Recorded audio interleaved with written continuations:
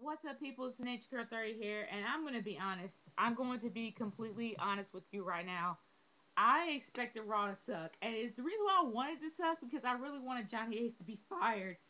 But I'm so happy it didn't suck. I mean, yes, there were a few things in there that didn't really make any sense to me and kind of sort of I was annoyed with and a little pissed me off a little bit. But this was a good Raw. This was a, dare I say, the best. I mean, maybe I shouldn't go that far, but yeah, I am gonna go that far. This is the best Raw that I have seen in months. Months, people. I'm floored. I was floored throughout every single thing I saw. Okay, sure. It was a mediocre squash match with Ryback. Yes, we're always going to see squash matches with Ryback. And until I actually see an opponent with the same caliber as Ryback, like Mason Ryan, that will actually compete with him and put him in a decent feud, then yes, I'm going to see it as always a mediocre match. But I have to be honest with you, Vince really did loosen up. I mean, seriously, it seems like Johnny Ace was the more uptight one, of course, because his job was on the line. But I have to say, he definitely had grown a set. He has a set of cojones up in there. Seriously.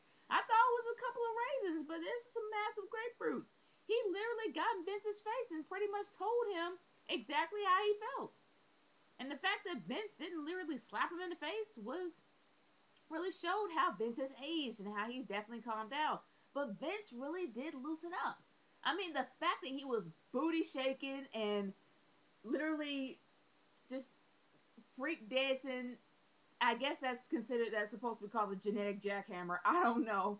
But the fact that he was freak dancing with the Funkadactyls, and then he lifted the Funkasaurus' band. I mean, he was definitely having fun, and I guess that's you really haven't seen a lot of fun on Raw since the Funkasaurus came out. So I have to say that without him on there, Vince kind of brought it out, and it really did make it fun, and I liked it. I really did like the laid back Vince. Don't get me wrong, I was shocked. I was shocked to death to see him freak dance, but it just showed how really loose and how really calm he's well, not really calm, but it just seemed like he was having fun, and I love seeing that in Vince. I love seeing Vince's fun side. But the one thing that kind of confused me a little bit was that I thought that Dolph Ziggler was trying to break away from Vicky. Why is Vicky still his manager? That's the one thing I really don't understand. He practically walked away from Vicky about maybe a week ago, and then he um he completely ignored her when he was when she was making his introduction. Went straight to the ring, and it seemed like he said, "I'm better than this. I'm better than this." So you thought that he was going to break away. Is No Way Out gonna be the time when he's gonna finally break away? I really hope that he would be because he really deserves to be in the main event.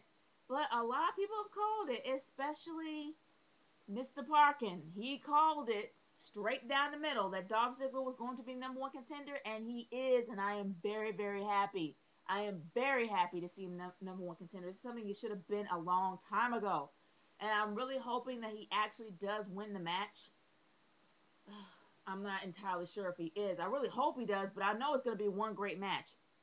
Him versus Sheamus. Their fighting styles are somewhat similar, except that that Dolph Ziggler is a little bit faster than him. He is a little bit more. I don't want to say aerodynamic. It's not a freaking car, but either or, he has a lot more speed and agility than Sheamus. Sheamus is straight up classic brawler. So it's gonna be an interesting match regardless. I'm really looking forward to actually seeing it.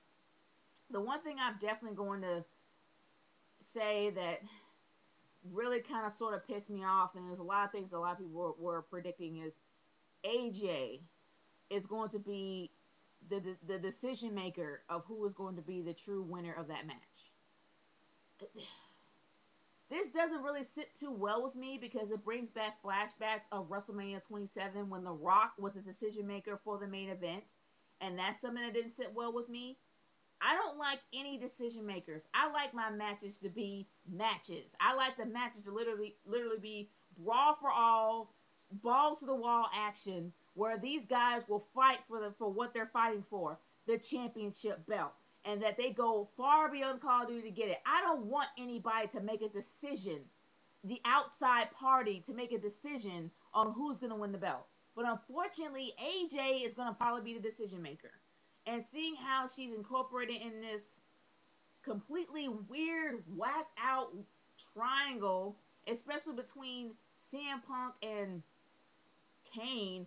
And can we say how weird it was? The fact that she was skipping around Kane like a little girl and then all of a sudden jumped on him and gave him a kiss to where Kane was literally confused.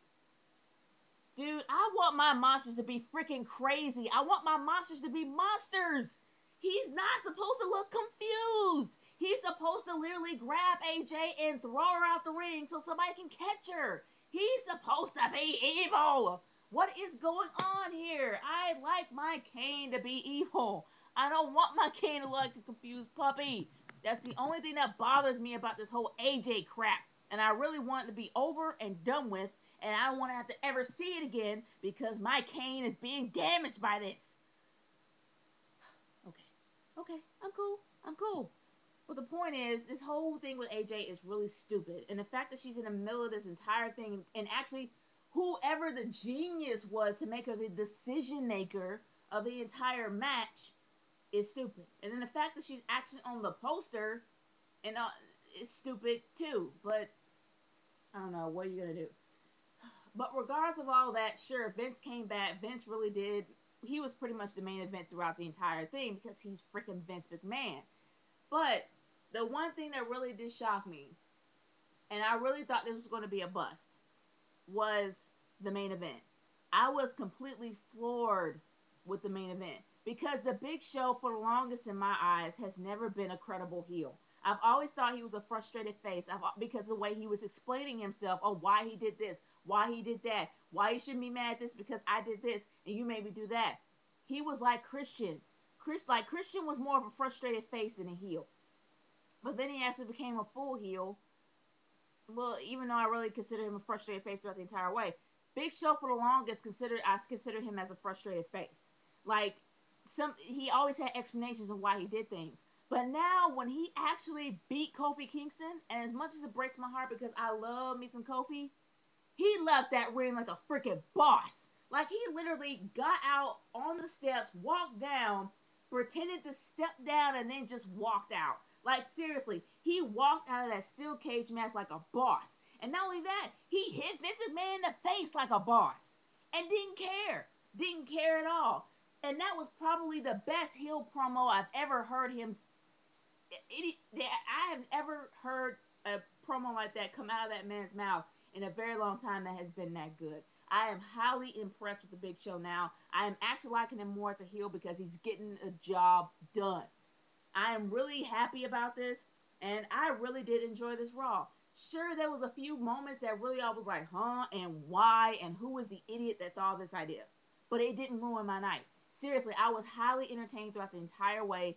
Vince McMahon definitely stepped it up. Sure, we did not see Johnny Ace getting fired, but who knows what will happen on the pay-per-view. Since Alberto Del Rio got clocked by the Great Khali and has a concussion, and then half of the roster is pretty much gone, they had to fill in that space. And sure, we're going to hear that Triple H is going to actually address everyone about the lawsuit.